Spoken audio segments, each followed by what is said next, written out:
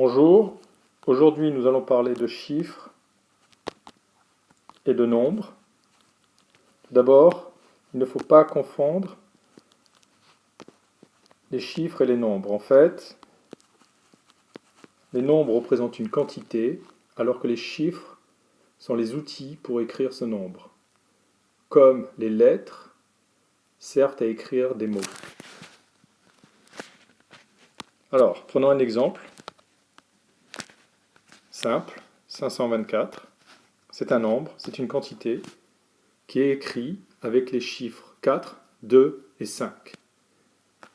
4 est le chiffre des unités.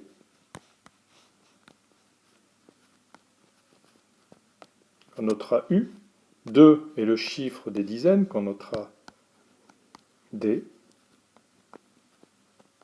Et finalement, 5 est le chiffre des centaines, bien entendu, qu'on notera C.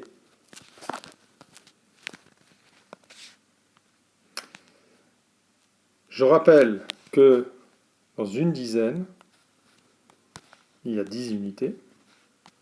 Donc forcément, dans 2 dizaines, il y a 20 unités. Que dans une centaine, il y a 10 dizaines. Et donc, dans une centaine, il y a aussi 100 unités. Si je reviens à l'exemple précédent de 524, 4 est bien le chiffre des unités. Ce qui nous a servi à écrire 4. En revanche, il n'y a pas que 4 unités en tout. Le nombre d'unités, ce n'est pas 4. C'est 4 plus les 2 dizaines qui donnent 20 unités, plus les 5 centaines qui donnent 500 unités. Donc le nombre des unités ici, c'est 524. Avec 4, toujours le chiffre des unités. Donc je reprends l'exemple encore une fois de 524.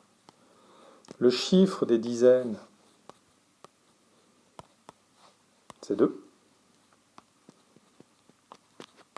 Mais il n'y a pas que 2 dizaines en tout. Le nombre de dizaines, c'est 2 plus les 5 centaines qui donnent 50 dizaines. Donc en tout, le nombre de dizaines, ici, c'est 52. Avec 2 étant toujours le chiffre des dizaines. Pour finir avec notre exemple, 524, le chiffre des centaines, c'est 5.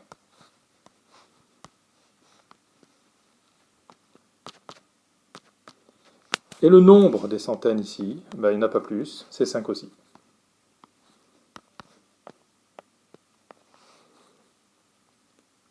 Donc voilà, j'espère vous avoir bien expliqué la différence entre les chiffres et les nombres. Les chiffres servant à écrire des nombres, qui sont une quantité.